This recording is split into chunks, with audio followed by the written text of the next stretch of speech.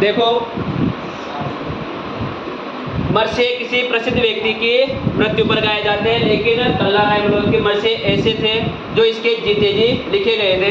1570 में अकबर एक दरबार का आयोजन करता है और उस दरबार का नाम था नागौर दरबार, और इसमें राजस्थान की विभिन्न रियासतों के जो राजा थे वो अकबर की अधीनता स्वीकार कर लेते हैं। उसमें मारवाड़ के थे मोटा राजा उदय सिंह आ जाते हैं, बीकानेर के राव कल्याणमल आ जाते हैं, जैसलमेर से आते हैं, और बूंदी से भी आते हैं सुरजनदेव हाड़ा। कौन आते हैं? सुरजनदेव हाड़ा। अब ऐसे ही अकबर का दरबार लगा हुआ था और उसी में सारे राजा महाराजा बैठे हुए थे। और मैंने पहले भी बताया था, जितने भी राजा महाराजा थे ना वो अकबर के सामने सिर झुकाकर बैठते थे। एक तो पृथ्वीराज राठौड़ और एक ये था अपना कौन, कल्ला राय मलोद। और कल्ला राय मलोद के चाचा थे पृथ्वीराज राठौड़। कौन थे? पृथ्वीराज राठौड़। कौन थे भाई? पृथ्वीराज राठौड़ थे। यानी ये आपस में काका भतीजा थे, क्योंकि जोधपुर और बीकानेर वाले, राव बीकानेर क्या बसाया था? बीकानेर। कौन सा नगर बसाया था? बीकानेर नगर बसाया था। तो ये आपस में क्या थे? भाई भाई लगते थे। अब अकबर की नजर पड़ती है बूंदी के राजा सुरजनदेव हाड़ा पर। किस पर? सुरजनदेव हाड़ा पर। और सुरजनदेव हाड़ा की एक क्या थी? पुत्री थी। कौन सी भाई? पुत्री थी। अब अकबर ने सोचा कि मैं मेरे पुत्र सलीम का विवाह, और सलीम को ही क्या कहा जाता है? जहांगीर। यानी जहांगीर का एक दूसरा नाम क्या मिलता है? सलीम मिलता है या जहांगीर मिलता है। अब उस दरबार में एक तो पृथ्वीराज राठौड़ और एक कल्ला राय मलोद, ये दोनों व्यक्तित्व ऐसे थे जो न तो अकबर के सामने सिर झुकाते थे और न ही अकबर के सामने झुकते थे। ये जब भी दरबार में आते वही टांग ऊंची और पूछो के ताव। अब अकबर ने कहा सुरजनदेव हाड़ा से कि सुरजनदेव जी, मैंने सुना है आपकी एक पुत्री है। क्या बोला भाई? मैंने सुना है आपकी एक पुत्री है। सुरजनदेव ने कहा कि बिल्कुल है, कि मैं चाहता हूँ कि अपन इस बादशाह और गुलाम के इससे संबंध से मुक्त हो जाए और आपस में क्या कर ले? रिश्तेदारी कर ले। क्या कर ले? रिश्तेदारी कर ले। तो मैं चाहता हूँ कि मेरे पुत्र सलीम का विवाह मैं आपकी पुत्री से कर दूँ। और पुत्री का नाम था भान कंवर। क्या नाम था भाई? भान कंवर उसका क्या था? नाम था। तो सुरजनदेव बिल्कुल नहीं चाहता था कि मेरा वैवाहिक संबंध किसके साथ हो? अकबर के साथ हो। अब दरबार पे बैठे हुए थे सारे, तो सुरजनदेव ने कहा कि बादशाह आपका हुक्म सराफ होकर, पर आप क्या हो 2 दिन लेट हो गए हो। कितने दिन लेट हो गए हो? 2 दिन लेट हो गए हो। कि क्यों हो गया वो लेट? कि मैंने मेरी पुत्री की जो सगाई है ना वो जस्ट 2 दिन पहले ही की है। क्या कहा उसने? कि मैंने मेरी पुत्री की जो सगाई है ना, संबंध है ना, वो जस्ट 2 दिन पहले ही किया है। अब दरबारियों को पता था कि सुरजनदेव हाड़ा शुद्ध क्या बोल रहे हैं? झूठ बोल रहे हैं, क्योंकि सुरजनदेव हाड़ा वैवाहिक संबंध स्थापित करना नहीं चाहते थे। अकबर ने भी कहा कि यार लेट तो ही गया, पर था कोई मिठाई विठाई ने खिलाई, यानी मुँह मीठा नहीं करवाया। और अकबर को भी पता था कि ये क्या बोल रहा है? झूठ बोल रहा है। तो अकबर ने भी उससे पूछ लिया आउट ऑफ सिलेबस क्वेश्चन। क्या पूछ लिया? यानी अकबर भी क्या चला गया? डीप में चला गया। और अकबर ने पूछ लिया कि अच्छी बात है आपकी पुत्री की सगाई हो गई हो, तो बताओ तो सही सगाई किससे हुई है? क्या बोला? सगाई किससे हुई है? अब सुरजनदेव हाड़ा सगाई हो तो बताओ भाई किस हुई थे? तो सुरजनदेव हाड़ा ने नज़र उठाई और उस दरबार में केवल कल्ला राय मलोद एक ऐसा व्यक्तित्व था जो मूँछों के ताव दे रहा था, अकबर के सामने देख रहा था और टांग पे टांग रख कर बैठा हुआ था। अब जैसे उसने सुरजनदेव हाड़ा को देखा, उसको कल्ला राय मलोद को देखा, तो उसने कहा कि मैंने मेरी पुत्री की जो सगाई है ना वो किससे की है? कल्ला राय मलोद से की है। कल्ला राय मलोद है, मुझे ही पता नहीं है कि मेरी सगाई हो गई है। समझ गए ना? अब एक बात बताओ, किसी के सामने अचानक सगाई का प्रस्ताव आ जाए, प्रस्ताव नहीं डायरेक्ट सगाई हो जाए, वो मना करेगा क्या? अब आप छोरा उठाए देख लो, कोई यार तोता तो कहेगा ससुर जी डोक दो। हाँ तो कल्ला राय मलोद ने भी कहा कि ये चाहता है कि अकबर इससे वैवाहिक संबंध स्थापित न करे। तो कल्ला राय मलोद ने भी कहा कि हाँ बादशाह, मैंने इनकी पुत्री से क्या कर लिए? सगाई कर ली है। अब अकबर को बहुत बुरा लगा, क्योंकि दोनों ने आपस में आंखों में क्या कर ली थी? बातचीत कर ली थी और दोनों ने एक दूसरे क्या करवा लिया?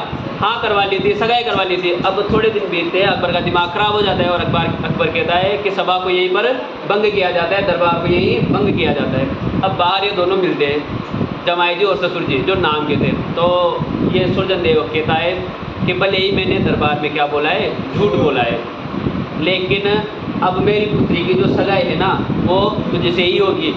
किससे होगी भाई? तुझसे ही होगी। और जो ये कल्ला राय मलोट था ना, ये मारवाड़ के एक राजा थे जिसका नाम था देवों के देव मालदेव। अरे महादेव ना, मालदेव। कौन थे? मालदेव। और मालदेव के 4 पुत्र थे। कितने पुत्र थे? 4 पुत्र थे। बड़ा बेटा था राम, जिसे गुंदोज की जागीर दी जाती है। छोटा बेटा था मोटा राजा उदय सिंह, जिसे फड़ौदी की जागीर दी जाती है। इसके बाद था राव चंद्रसेन, जिसे मारवाड़ का राजा बनाया जाता है। और एक था रायमल। कौन था? रायमल। इसे दी जाती है सिवाना की जागीर। कहाँ की जागीर दी जाती है? सिवाना की जागीर दी जाती है। और रायमल के नाम पर इसका नाम पड़ा था रायमलोट। अब ये वो कहता है सुरजन देव कि तू अर्ली मॉर्निंग जितनी जल्दी फ्लाइट हो ना, उतनी जल्दी वाली फ्लाइट पकड़ना और बूंदी जाना और सगाई करके आ जाना। किससे? मेरी पुत्री भानकवर से। किससे सगाई करके आ जाना? भानकवर से सगाई करके आ जाना। अब ये जाता है अर्ली मॉर्निंग, फर्स्ट फ्लाइट पकड़ता है और सगाई करके आ जाता है भानकवर। हाँ, चाले जो जमाना फ्लाइट, क्योंकि अपनी क्लास में चैटिंग भी होगी, डेटिंग भी होगी, फ्लाइट भी आएंगे, मैसेज भी जाएंगे। समझ गया? अब सगाई हो जाती है। होता क्या है, अकबर इसे अकबर के दरबार में अब अच्छा नहीं लगता था। किसे? कल्ला राय मलोट। यानी कि अकबर को फूटी आंख भी नहीं स्वादा था कल्ला राय मलोट। ये अकबर कहता है कि कल्ला जी आपका यहाँ पर काम समाप्त हो गया है, अब आप जाओ कौन से हॉल में? अरे सिवाना न, लाहौर में। कहाँ पर जाओ? लाहौर में। और वहाँ बना दिया जाता है इसे नायब सूबेदार। क्या बना दिया जाता है? नायब सूबेदार। जैसे अपने यहाँ कलेक्टर होता है ना, कलेक्टर और नायब कलेक्टर, तहसीलदार, नायब तहसीलदार, तो इसे बना दिया जाता है नायब सूबेदार। यानी सूबेदार यदि कहीं चला जाएगा ना, तो उस सूबे का मालिक कौन होगा? कल्ला राय मलोट। अब होता क्या है, 2-4 महीने बीतते हैं, कल्ला की और उस सूबेदार की लड़ाई हो जाती है। और लड़ाई इतनी भयंकर होती है और इतनी भयंकर होती है कि जो ये कल्ला है ना, उस सूबेदार को कौन सा वासी बना देता है? स्वर्गवासी बना देता है, यानी उसकी हत्या कर देता है। और राठौड़ों के बारे में एक बात है, इसे कुछ भी करने का, लेकिन जे काम शिकरे का ईगो हर्ट नहीं करने का। अब अकबर को जब ये बात पता चलती है, तो जो कल्ला है ना, वो लाहौर से सीधा आ जाता है। कहाँ पर? सिवाना। कहाँ पर आ जाता है? सिवाना आ जाता है। और इसे पता था कि अकबर इसके ऊपर जरूर आक्रमण करेगा, जरूर इसका कुछ ना कुछ तो बिगाड़ेगा। लेकिन अकबर ने न तो किसी भी प्रकार का कोई संदेश भेजा, न किसी प्रकार की कोई लड़ाई लड़ी। उधर कल्ला जी मन ही मन सोच रहे हैं कि ये आने वाले तूफान से पहले की क्या है? शांति है। अकबर चुप तो नहीं बैठेगा। अब अकबर एक दिन पत्र लिखता है, किसे?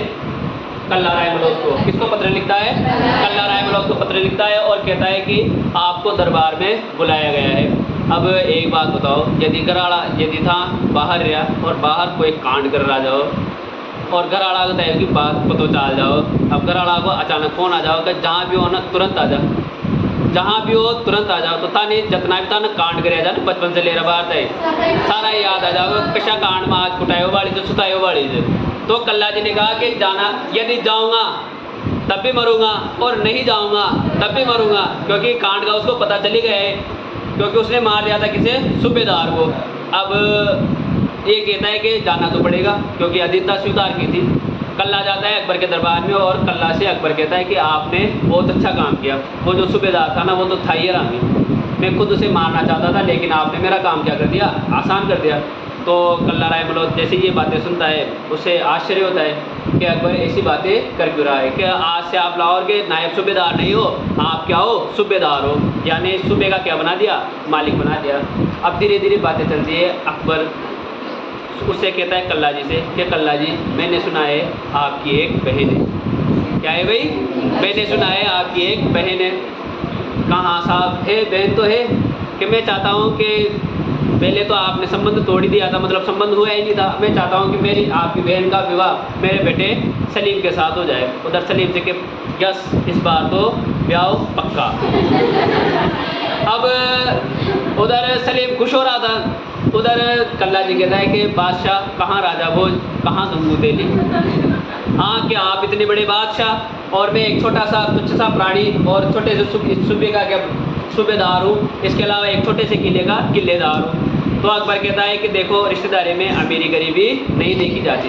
वो तुरंत उसके जो फाइनेंस मिनिस्टर थे उनको बुलाता है और बुलाकर कहता है कि कल्ला जी को क्या दे दो? बहुत सारे रुपये दे दो। क्या दे दो भाई?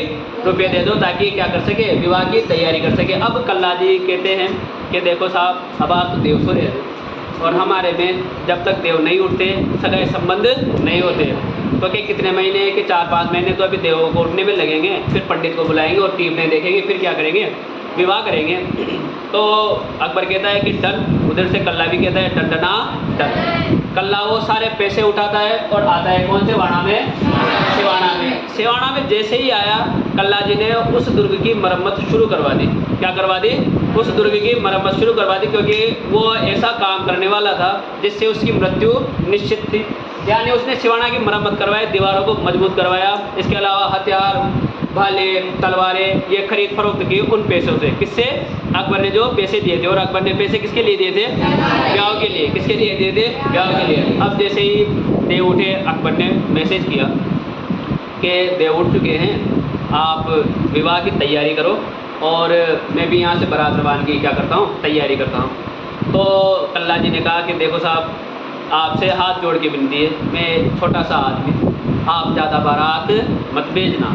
कहीं आप 100-150 के जनों की क्या भेज दो, बारात भेज दो, मेरी व्यवस्था नहीं हो पाएगी। आप ऐसा करना, जहांगीर और उसके 4-5 दोस्तों को कहाँ पर भेज देना, सिवाना भेज देना। क्या लेकर? बारात लेकर। क्या लेकर भेज देना? बारात लेकर। तो अकबर कहता है कि कर देना छोटी बात, अरे 10 क्या, मैं तो 4 या 5 जनों को भेजूँगा, वो विवाह करेंगे और वापस कहाँ पर आ जाएंगे, आगरा आ जाएंगे और आपकी बहन को साथ ले आएंगे। तो इसने कहा कि ठीक है, कोई बात नहीं। अब जहांगीर और उसके 4-5 दोस्त खुश हो रहे थे कि आज तो जहांगीर का क्या होगा, विवाह होगा और उसके एक दुल्हन और आएगी। उधर से गाना बजता है, मैं सेहरा बांध के आऊँगा, मेरा वादा है। इधर कल्ला जी उसके स्वागत में खड़े हुए थे और कल्ला जी जहांगीर का करते हैं स्वेग से स्वागत। जूतों की माला लाई जाती है, अच्छे से उनकी ठुकाई की जाती है, सुताई की जाती है, कपड़े लत्ते फाड़ दिए जाते हैं, यानी बढ़िया बिदोड़ी निकाली जाती है। किसकी? जहांगीर और उसके दोस्तों की। अब एक और बड़ा कांड कर दिया किसने? कल्ला जी ने। एक तो सूबेदार को मार दिया, दूसरा उधर सुरजन देव की पुत्री से क्या कर लिए, सगाई कर ली, इधर ठुकाई कर दी किसकी? जहांगीर की। अब अकबर तो तिलमिलाएगा ही तिलमिलाएगा। तो यानी जहांगीर के लिए ऐसा लिखा जाता है कि जहांगीर जब आया था ना, तो उसके पास केवल केले के पत्ते थे। क्या थे? केले के पत्ते थे। किसको ढकने के लिए? शरीर को ढकने के लिए। अब ये वापस आ जाता है जहांगीर आगरा में। कहाँ पर आ जाता है? आगरा में आ जाता है। अब जो कल्ला राय मल्होत्र थे ना, कौन? कल्ला जी, वो जाते किसके पास? पृथ्वीराज राठौड़ के पास। का काका मारा मरसिया लिख दो। क्या बोला? मेरे मरसिया लिख दे। तो पृथ्वीराज राठौड़ को साहित्य की पूरी नॉलेज थी। तो बावड़ोगे होगा, बैठोगे होगा, चैनल 4 गया सारा। तो मरसिया लिखे जाते हैं मृत्यु के बाद। किसके बाद लिखे जाते हैं? मृत्यु के बाद। तो जीव तो ही था तारा, कहाँ से मरसिया लिखा? क्या देख, मैंने इतने इतने कांड किए हैं और अकबर 1-2 दिन में क्या भेज देगा, सेना भेज देगा और मुझे क्या करना पड़ेगा, लड़ना पड़ेगा और उसमें 100% मेरी क्या होगी, मृत्यु होगी। तो मैं जीते जी क्या सुनना चाहता हूँ, तेरे हाथ के लिखे हुए मरसे सुनना चाहता हूँ। तब पृथ्वीराज राठौड़ क्या लिखते हैं, कल्ला राय मल्होत्र के मरसे लिखते हैं। अब सिवाना में इसका आयोजन किया गया, किसका, जौहर का, किसका, साके का आयोजन किया गया। अब साके में 2 चीज़ें होगी, एक होगा केसरिया और एक होगा जौहर। उधर कल्ला अपने शुद्ध कुमारा था, क्योंकि क्या हुई थी, सगाई हुई थी, ब्याह थोड़े हुआ था। तो कल्ला उधर शुद्ध कुमारा। तो कल्ला ने कहा कि मेरे पीछे जौहर करेगा कौन।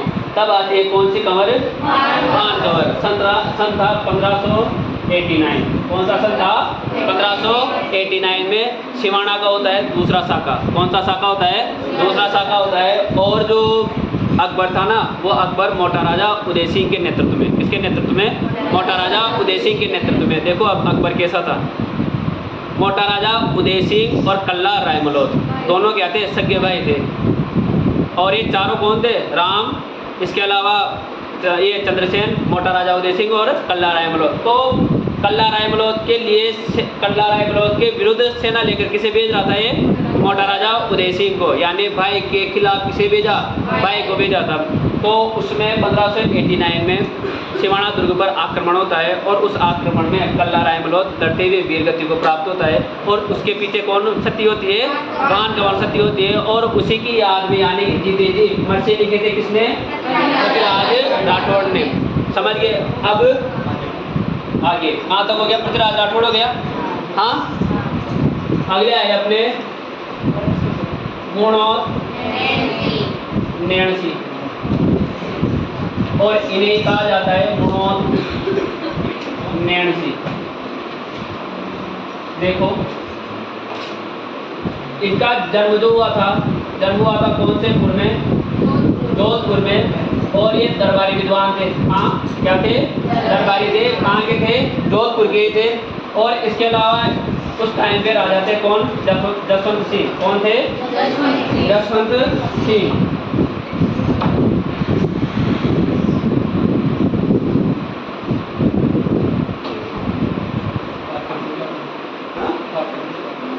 हाँ, तो देखो मोहनोत नेणसी जो थे वो जोधपुर में दरबारी के पद पर कार्यरत थे। और दरबारी विद्वान किसके थे? जसवंत सिंह के दरबारी विद्वान थे।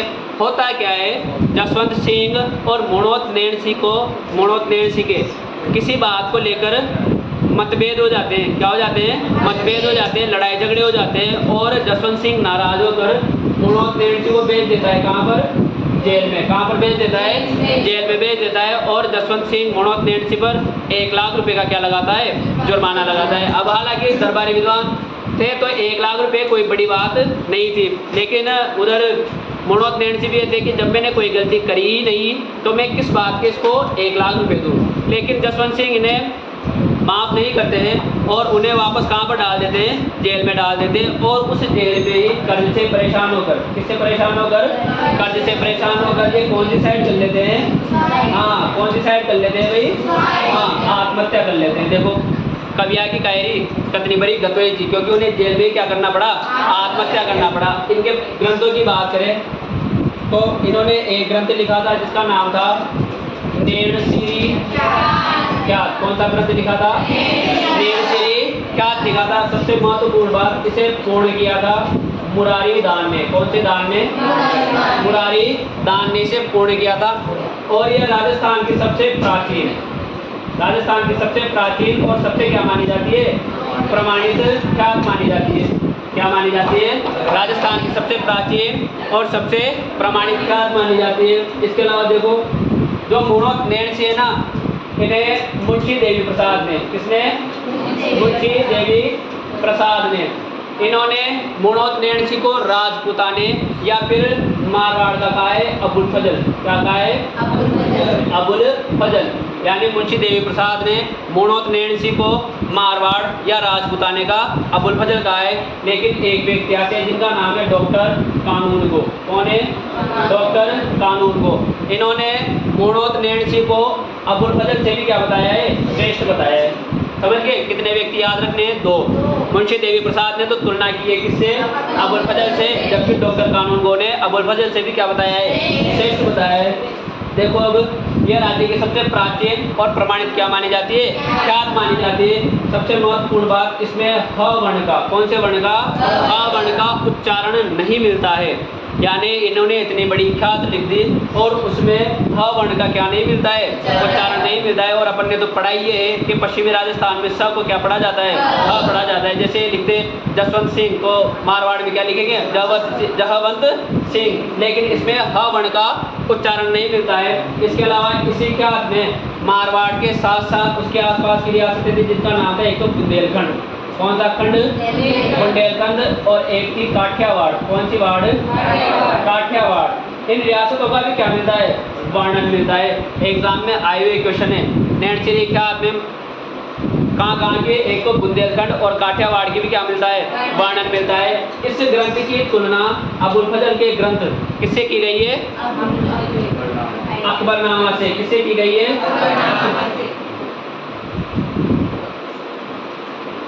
अकबरनामा से की गई है। देखो इसके 2 ग्रंथ हैं, एक तो मारवाड़ा प्रगनारी विगत और एक है नेणसीरी ख्यात।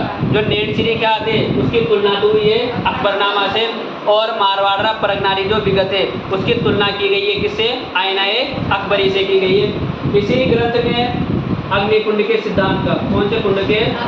अग्निकुंड सिद्धांत का क्या करता है? ये समर्थन करता है। यानी एक महर्षि थे, इन्होंने तुर्कों को या जो भी बाहरी आक्रमणकारी थे उन्हें नष्ट करने के लिए क्या किया था? एक यज्ञ किया था और उसमें से 4 जातियों का क्या हुआ था? उद्भव हुआ था। और उसे कहा गया था अग्निकुंड का सिद्धांत। तो सिद्धांत का समर्थन भी कौन सा ग्रंथ करता है? अपना नेणसीरी ख्यात करता है। समझ गया? इसके अलावा अलाउद्दीन खिलजी। कौन सा? अलाउद्दीन खिलजी। और इसने आक्रमण किया था जालौर पर। कौन से लोर पर?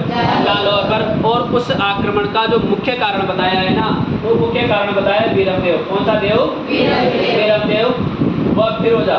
कौन सी रोजा? फिरोजा के प्रेम प्रसंग को बताया है। यानी इन्होंने कहा है कि अलाउद्दीन खिलजी ने जालौर दुर्ग पर जो आक्रमण किया था ना, उसका मुख्य कारण क्या था? वीरम देव और फिरोजा का क्या था? प्रेम प्रसंग था। इसके अलावा इन्होंने एक ग्रंथ लिखा जिसका नाम था मारवाड़। कौन सा वाड़? मारवाड़ा परगना। कौन सा? हाँ, परगनारी विगत। अब देखो इसमें उस टाइम पर मारवाड़ में 6 परगने थे। कितने परगने थे? 6 परगने मिलते हैं। और उन 6 परगनों की शासन व्यवस्था, कर प्रणाली और जनसंख्या का क्या मिलता है? वर्णन मिलता है। इसी के अलावा जातिगत जनगणना के जो सर्वप्रथम साक्ष्य है ना, वो भी कहाँ पर मिलते हैं? मारवाड़ा परगनारी विगत में मिलते हैं। इसके अलावा इस ग्रंथ की जो तुलना है वो अबुल फजल के ग्रंथ आईना अकबरी से की गई है। और इसे ही राजस्थान राजपुताना। कौन सा पुताना? राजपुताना या फिर मारवाड़। कौन सा वाड़? मारवाड़ का क्या कहा जाता है? गजेटियर कहा जाता है। क्या कहा जाता है? गजेटियर कहा जाता है। और जब तुम जनसंख्या पढ़ोगे, जनगणना पढ़ोगे, तो राजस्थान में जनगणना का या भारत में जनगणना का अग्रज भी किसे कहा जाता है? मोणोत नैणसी को कहा जाता है। हेडिंग डालो, मोणोत नैणसी।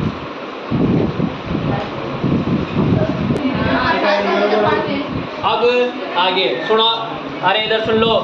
अगले आए कौन? अपने सूर्यमल मिश्रण। और इन्हें कहा जाता है सूर्यमल मिश्रण।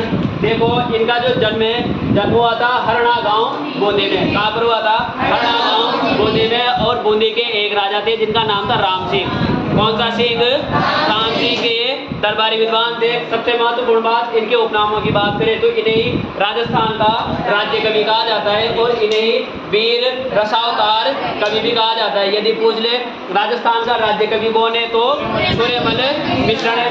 इसके बाद इन्हों के जो प्रमुख ग्रंथ है उन ग्रंथों में नंबर 1 पर आता है राम रंजाट। कौन सा ग्रंथ आता है? राम रंजाट। जो इनकी क्या मानी गई है? प्रथम रचना मानी गई है। जैसे कन्हैयालाल सेठिया की कौन सी थी? वनफूल। कौन सा फूल? वनफूल। तो इनकी जो प्रथम रचना थी वो कौन सी थी? राम रंजाट। इसके अलावा एक लिखा इन्होंने कौन सा? भास्कर, वंश भास्कर। और इसमें बूंदी राज्य का क्या मिलता है? इतिहास मिलता है। इसे पूरा मुरारी दान ने किया था। कौन से दान ने किया था? मुरारी दान ने किया था। और ये कैसा साहित्य है? डिंगल साहित्य। अफसोस वाली बात था, अपन ने कल लिखा था डिंगल और पिंगल। डिंगल पश्चिमी राजस्थान में अधिकतर और पिंगल पूर्वी राजस्थान में अधिकतर। तो बूंदी कौन से राजस्थान में आएगा? कौन से राजस्थान में आएगा? पूर्वी राजस्थान में आएगा। लेकिन इन्होंने जो ये लिखा है ना वो कौन से साहित्य में लिखा है? पिंगल साहित्य में। तो ये मत समझ लेना कि यदि अजमेर, जयपुर इस वाले क्षेत्र में लिखा है तो हमेशा वो पिंगल ही होगा। वो क्या होगा? डिंगल भी हो सकता है। और मारवाड़ या पश्चिमी राजस्थान में कोई साहित्य लिखा है तो वो ये नहीं है कि वो हमेशा किस में होगा? डिंगल में होगा। वो पिंगल में भी हो सकता है। इसके बाद देखो इन्होंने एक ग्रंथ लिखा था वीर सतसई।